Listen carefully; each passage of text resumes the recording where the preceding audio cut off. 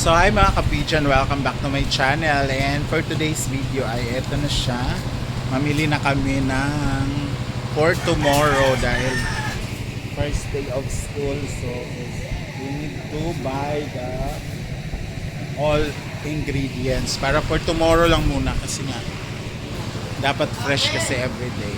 So tara na, mamili na tayo. So basahin muna natin ang ating mga bibilhin. Sibuyas, luya, bawang.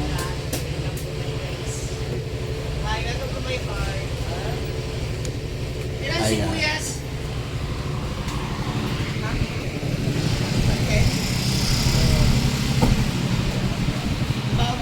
Dapat ba ganyan? Hindi per kilo? Kasi ano naman ang Mas nakakatipid ba dyan? Yes. Okay. So, anuin natin Saan si tayo Ma'am Shi. makakatipid? Di ba ate? So, kailangan daw. Tapos kalamansi. This is 10 pesos din, oh. Kasi araw mo naman siya magagamit. Why? So hindi siya agad mabubulok. Oh, apat lang muna. Or, Depende sa iyo. Ano bang apat lang muna. kailangan mo ng Ha? tansyahin mo. Kung makakatansya niya, makakaalam kung gano'ng karami yung kailangan mo. So, ito Ang daw. bawang, ate? Wala. Yan. Dapat ito damihan kasi. Dito, pila. Ito rin, kailangan mo to. Ba't maliliit? So, ito na. Mayroon tayong sibuyas, kalamansi. Tagpilang kilo sa bawang, te?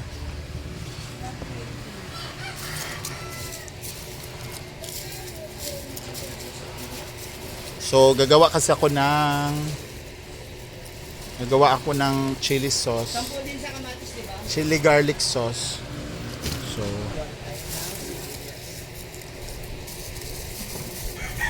dapat damihan pala to. Oo, para isang lutoan ka lang. Hindi rin sayang sa... So lang, wala tayong siling nakita. Gagawin Meron ito. siya. So ako yung bibili ng... Kasi ako yung gagawa ng chili sauce. Later, makikita niyo ulit dito sa vlog kung paano natin siya lulutuin.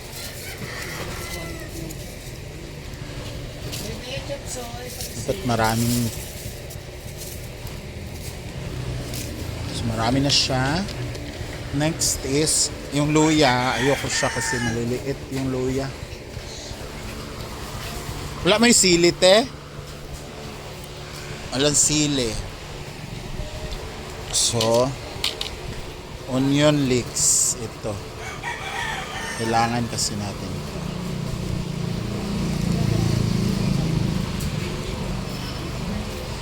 So, ito lang muna. Magkano kilo nito, te?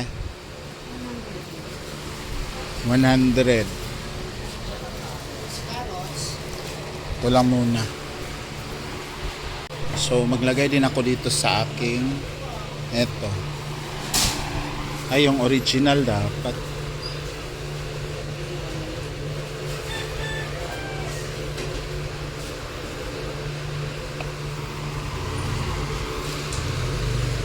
Ito.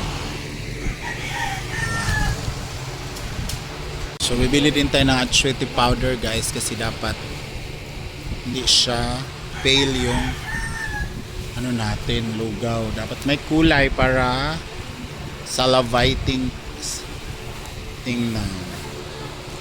10 na. Para hindi tayo magbalik-balik.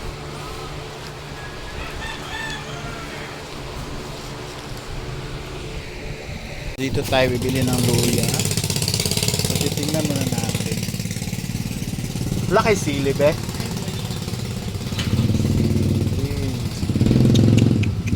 Diri ka, be?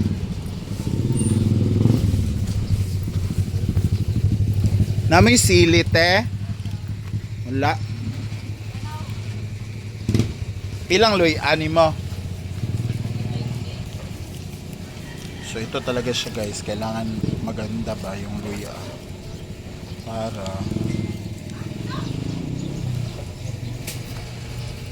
Amin ni dapit dire. Dapat maraming luya yung lugaw natin.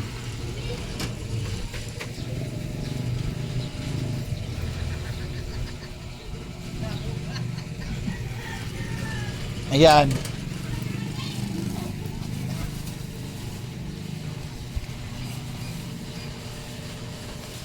Pila? 122. So, mayroon na tayong ano guys, laman loob.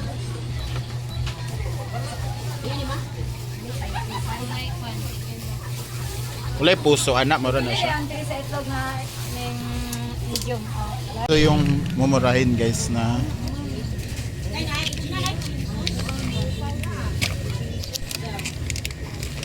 Yan eh. yan. Ano yung Kasi wala tayong mahanap na duha na lang. tagpila gali na. 75 sir, kani 80. Tara dito. Anong kasi- pinagkaiba? Islami ne? Kabalo kasi. Bibili na lang ako guys, wala akong mahanap na sili. Gagawa sana ako. Ikumpra na ni Musing. Kasi wala akong mahanap. Ay. So yan lang muna. So ito na yung nabili natin guys. Hindi ako nakabili ng sili kaya bumili na lang ako ng ready-made. Pero bukas siguro pupunta akong Bilia, baka meron ako mabili doon na sili na per kilo. Wala akong gamitin bukas, so yan na lang muna.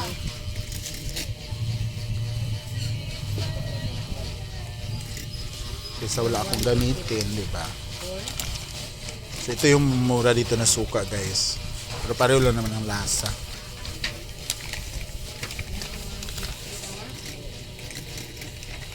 Tapos ayoko rin maggawa ng garlic kaya ayan, binili ko na yung garlic. So ito na yung mga nabili natin guys. So ito yung itlog para sa ating overload. Syempre ang kalamansi.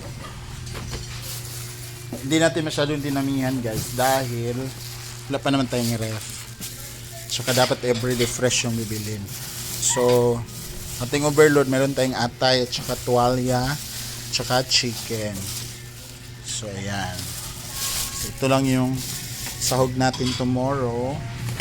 Tapos hindi nga ako nakahanap ng sili na per kilo kaya binili ko na lang muna tong chili garlic. Baka bukas na lang ako magluto. And ito yung pansahog din. Ayan, dito na may mantika, may garlic na no. So, ayan lahat.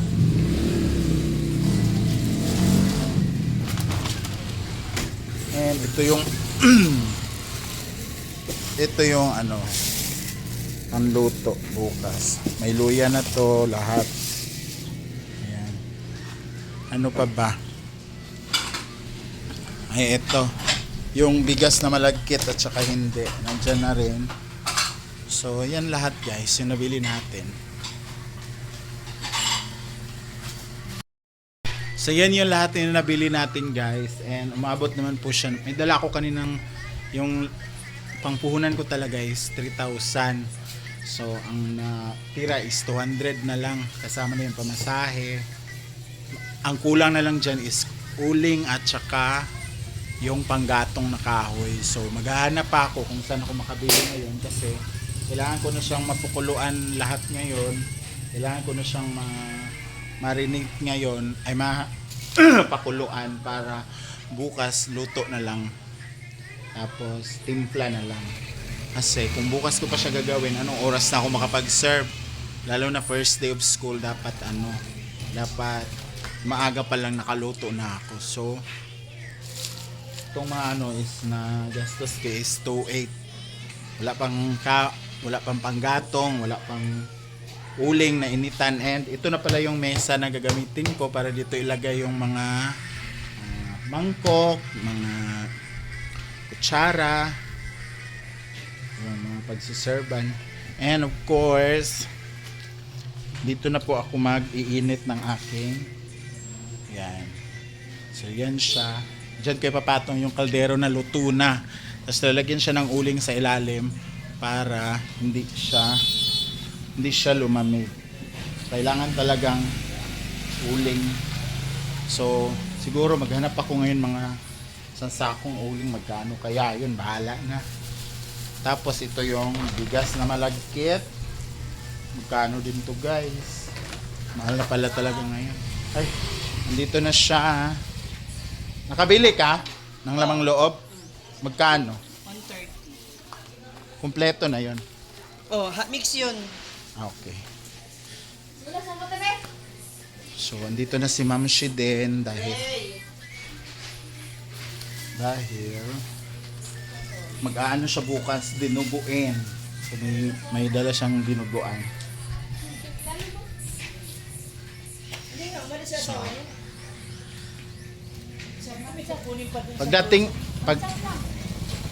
pagdating ko dito wala na. So thank you so much guys for watching and see you kung paano ko siya i-prepare later yung ating mga nabili. So saan man naabot ang video na to, please comment diyan sa baba. Mwah.